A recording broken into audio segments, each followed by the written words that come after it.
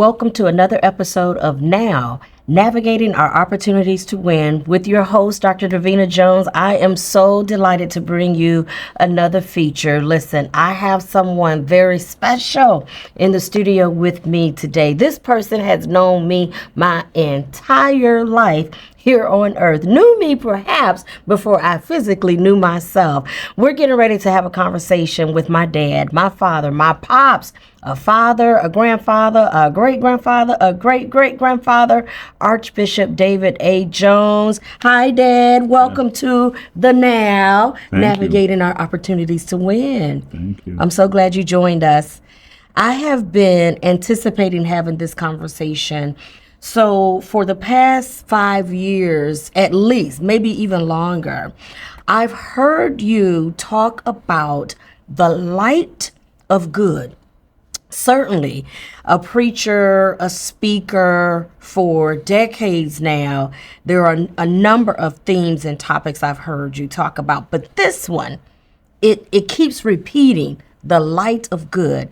I do have you on camera when you experience heart surgery. Mm-hmm. You were still talking about the light of good. Mm-hmm. And since that time, I mean, it's just, no matter where we are, it might be dinner, driving in the car, and you talk about the light of good. Tell me if you can remember. Well, let's start here. What is the light of good? I got a couple of questions, but we'll start here. What is the light of good? Light of good is that light that shines within you. Everyone has it. Some are aware of it and some are not aware of it. It's the light of good. It's the light of God. It's the light of the universe, you know. It's the light of creativity, you know. It's there. And it shines bright. Is when I first saw what I call the light of good, it was pulsating, vibrating. It was like liquid water flowing, you know. It had a heartbeat, you know. Mm-hmm. And I heard a voice says, embrace the light of good, David. Mm. And so I did. And you say we all have it. We all have it. Everyone. No matter what activities, actions, legal, illegal, criminal, and so forth, we all have the light of good. We all have it. How do we know we have it? You have it. It's not a matter of knowing you have it. You have it. Mm. It's a matter of listening to it. It speaks in silence. I remember one day when I was speaking in the church and I was in high gear, you know, mm-hmm. and the light of good, of silence, just kind of dropped in the room. Mm. When it came in, it was like a vacuum. It just sucked all the noise out the room. I mean, silence speaks very loud. Mm. The God of silence, you know, and he speaks volumes. And that's what tricks a lot of people, because when you sit in silence and you're waiting, you're listening, you know, you don't hear anything. Mm. Mm-hmm. When you're deep, you don't hear nothing. But he's downloading volumes inside of you. Mm-hmm. It may be a week, it may be a month, but all of a sudden, that inner voice begins to talk to you. You know, it's your voice, mm-hmm. but it's being stirred by the light of good that's already within you. You know, we all have it, you know. We don't always listen to it, though. We have it, but we're not listening to it. Mm-hmm. Is this light of good? I'm asking questions that I feel like I've already been practicing the answer to, but I'm going to ask it anyways. Is this light of good only for, because you are, by, I'm going to say, trade, a pastor, a teacher. Is this light of good just for a church setting? Is this light of good just for your morning prayer routine? What is this light of good for? Well, in the early days, I used to teach every man has a drop of God in them. Mm. In other words, the Creator, and we call him Creator, we call him God, we call him Father, you know, many names, bridge the gap between God and man by putting a part of himself in him. In other words, God buried a part of himself in every human being on this planet, you know. Mm-hmm. And it takes time for that part to begin to come alive, you know, and vibrate, you know. But it's there, you know. We all have it. No matter who you are, no matter what religion you practice, there's no way we could get to God on our own, like the prodigal son in the Bible. But so what he did, he put a part of himself in each of us. And the purpose of that part of himself in each of us is to draw us or woo us into a God consciousness, Religious folks like the word God, but the truth of it is the universe is in you. You are the universe. But we don't understand it like that, And when you vibrate, when that light vibrates in you, you have to pay attention to it. Give it attention, Give us an example of the light vibrating in you, the light vibrating of me. Give us an example. When the light is vibrating in you, you're inspired. You're lifted up. You're motivated, Yes. know. But the light doesn't always vibrate now because there's some downtime too. See, everything is energy. And even all the energy, it takes a break. It pulsates, it takes a break. So sometimes we get confused because we have a moment where we're inspired. When you're inspired, you can do all things, but you can't stay there all the time. And gotta rest. You gotta rest. You gotta rest. Yeah. Energy has to recharge itself, know, and you feel down. That sounds like another way of describing what we call at least one of the creation stories. People don't always realize that when we're talking about scripture, Bible, the creation story looks a little different from one chapter to another. But suffice it to say, the most popular one is Genesis 1, where you have the 7 days or 6 days, and on the seventh day, God rested.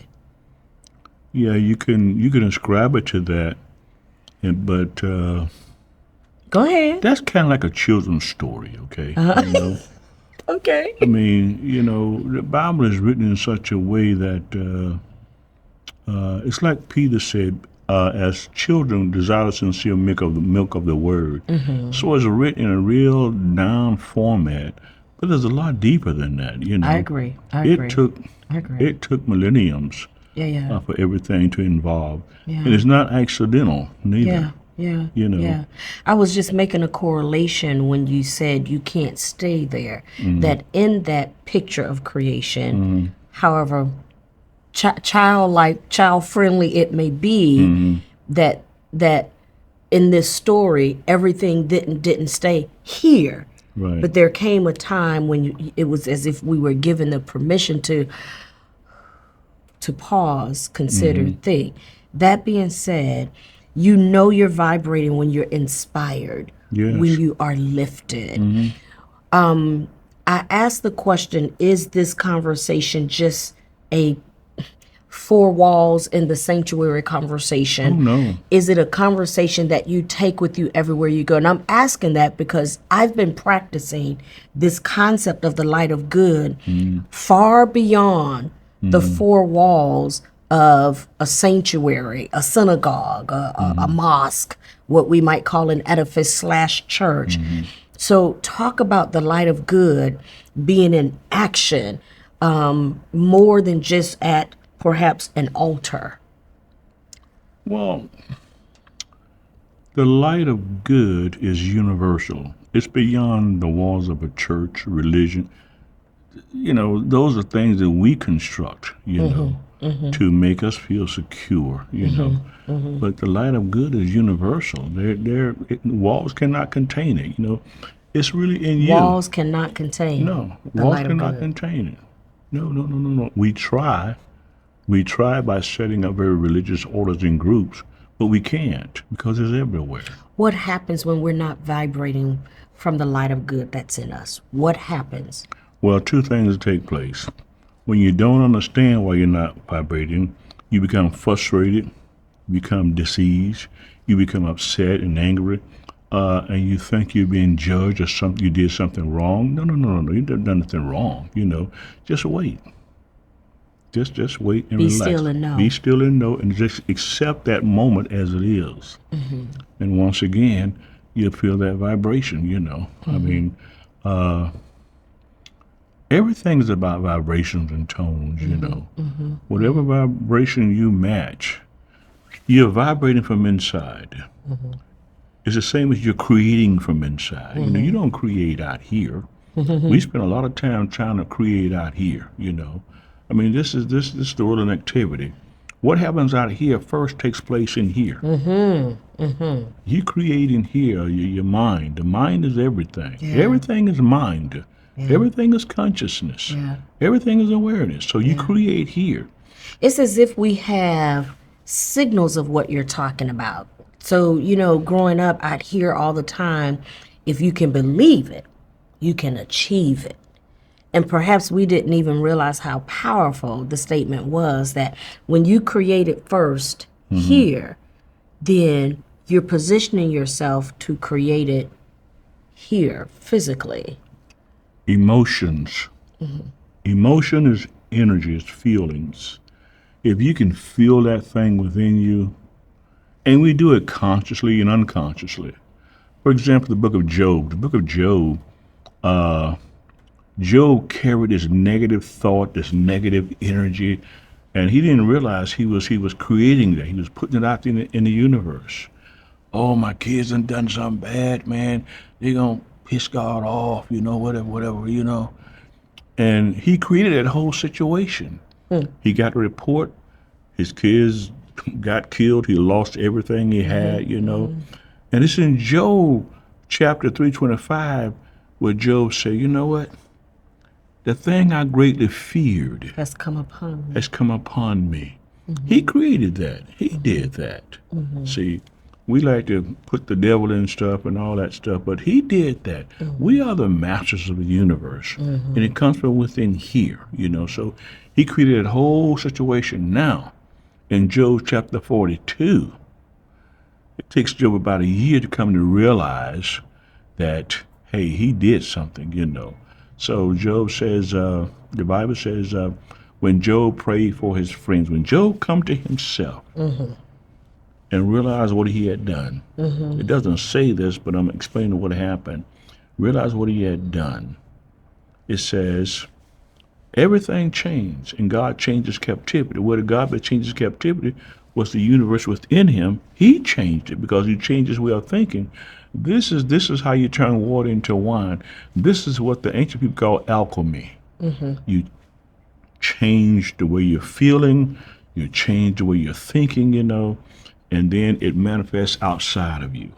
So I hope I'm no. So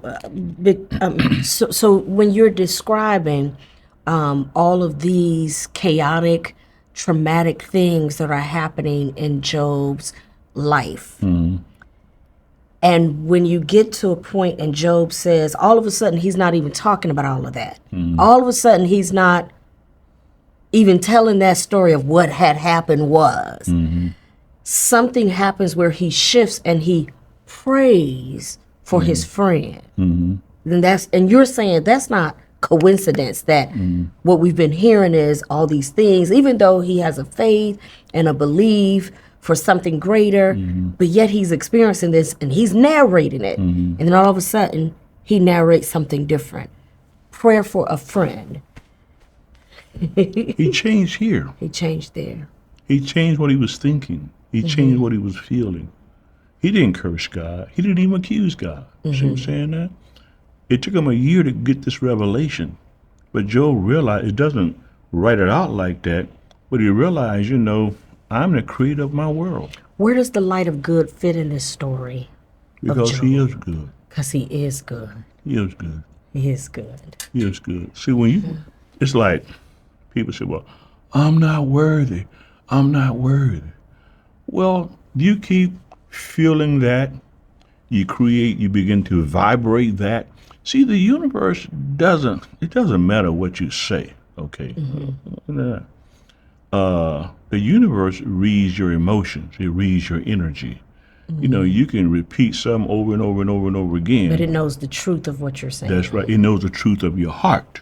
And it's responding to that. That's right. It responds to the truth of your heart. What's behind your words. You can say I love you, but really you hate the person. You see what I'm saying? So you can't trick the universe. It knows. It knows. And it's responding. It responds to the truth of your emotions, the truth of your feelings. So Job says, the thing that I greatly Feared. my emotions of That's fear. Right. That's right. And he just responded to that. That's right. There's a shift that happens where he prays for his friend. That's a total release of faith, hope, and love that you're now giving out. It's a knowing. I was listening to someone that we're going to have on the show. You've met him, Dr. Pulley. We're going to have him on the show perhaps in the next season. He was teaching the other day.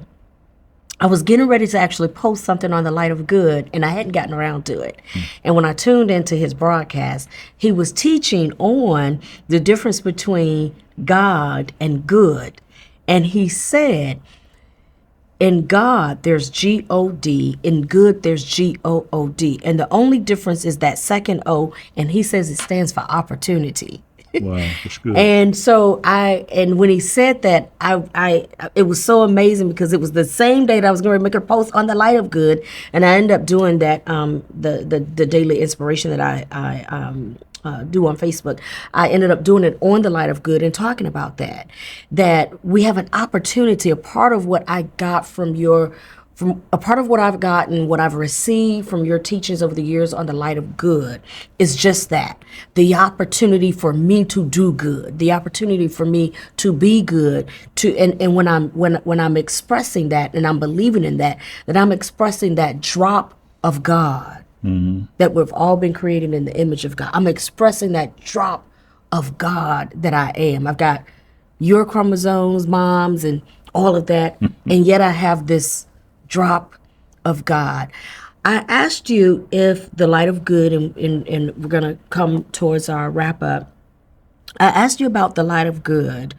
Was it relegated to some spiritual gathering? And you said no. And I asked you that because I've been practicing it in every sphere of influence, every place, no matter where I am, I'm in the grocery store shopping, wherever I am, I'm practicing the Light of Good. One of the most paramount places that I've begun to exercise it. I was leading a college campus. And we kept having situations, because you have humans. Right. So you have situations. Humans are there, right? And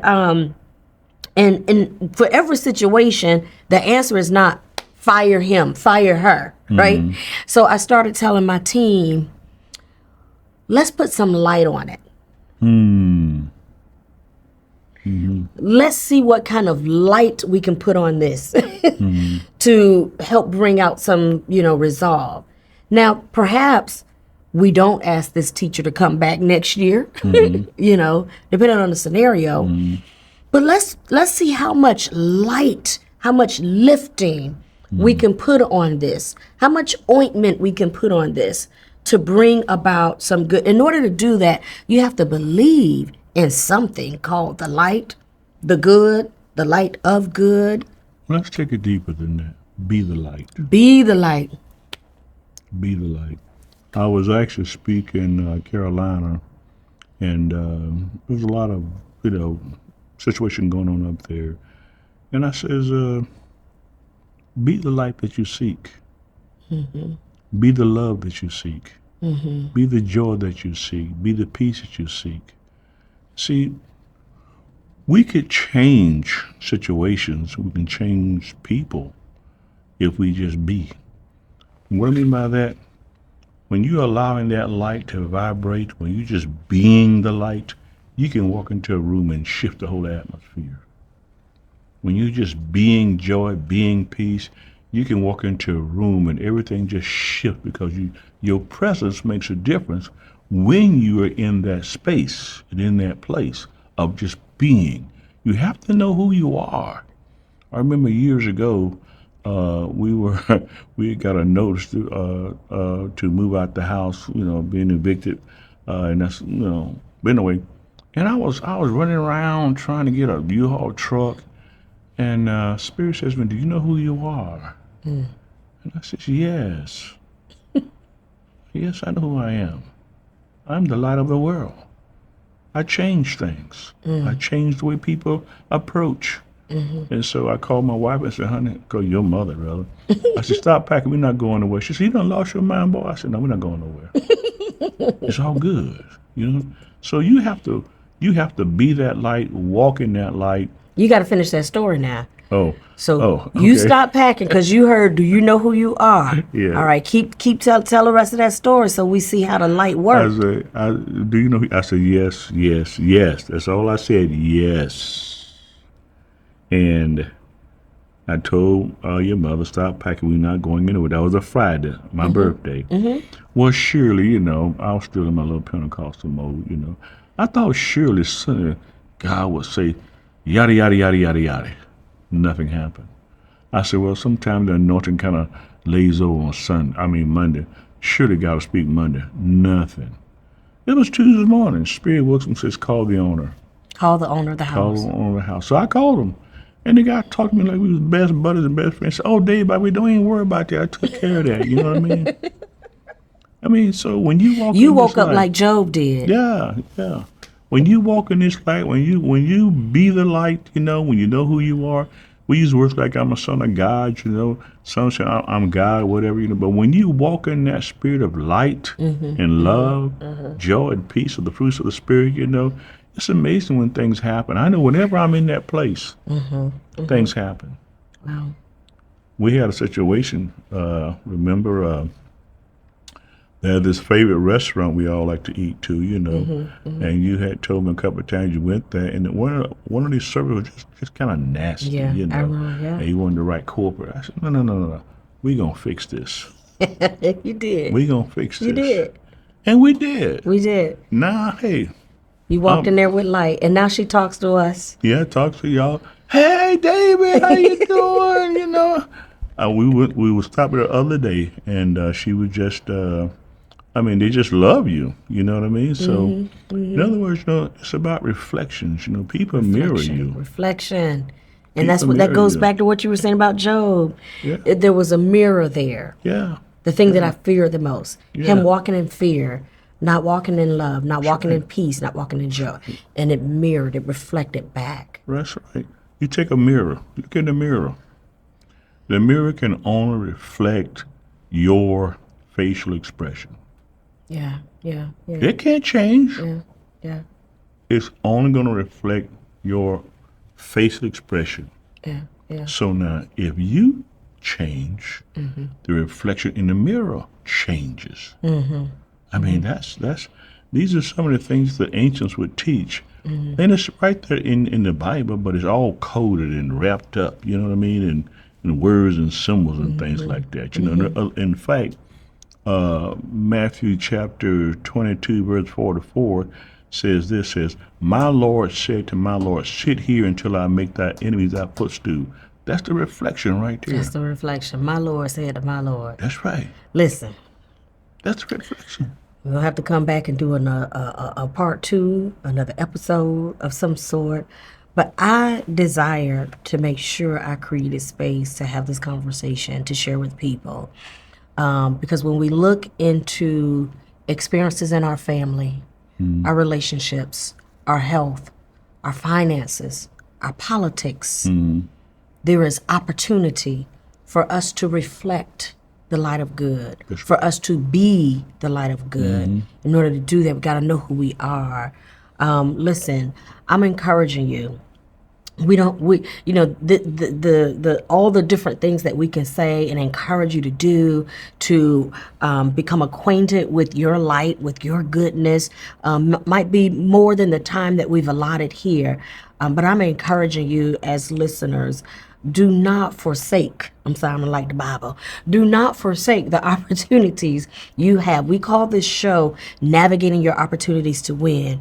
In every situation, you have an opportunity to show up as good, to show up as light, to show up with some hope, to show up with some faith in terms of our potential that's on the inside of us. You can be a part of the problem, the challenge, and you can join in the gossip, the nay, the say, yeah, I know, yeah. Or you can show up and be a part of some optimism. Optimism does not mean that we ignore the fact that there's a need here. I'm not asking you to fake it and ignore that we don't have a need for certain things, but I am asking you, whatever your meditation practice is, your silence practice, your faith practice, your worship practice, your peace practice, whatever that is, do it all the more. Be the light.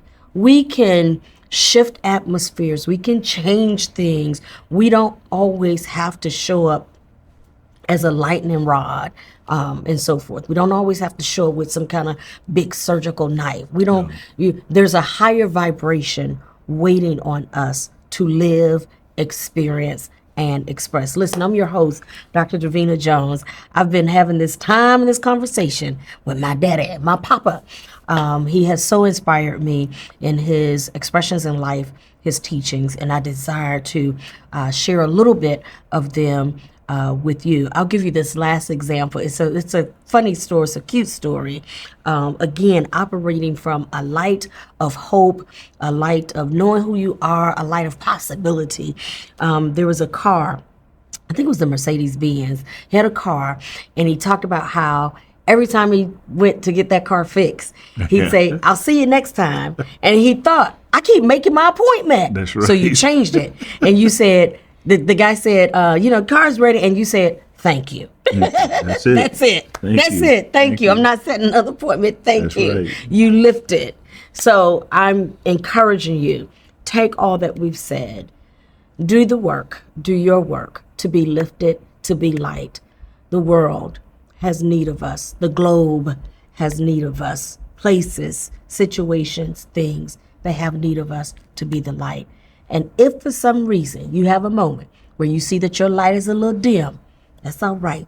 Just start all over. That's okay. Just start all over. All right. Thank you all so much for being with us. I appreciate you so much. You can always find out more about what we're doing at drjonesnow.com, drjonesnow.com. You can follow Dad and some of his teachings and what he's doing at MTI, which stands for Mountaintop Inspirational Network. MTIlovesyou.com. MTIlovesyou.com. MTIlovesyou.com. Check them out. We'll see you here next time on The Now with Dr. Jones. Take care, everybody.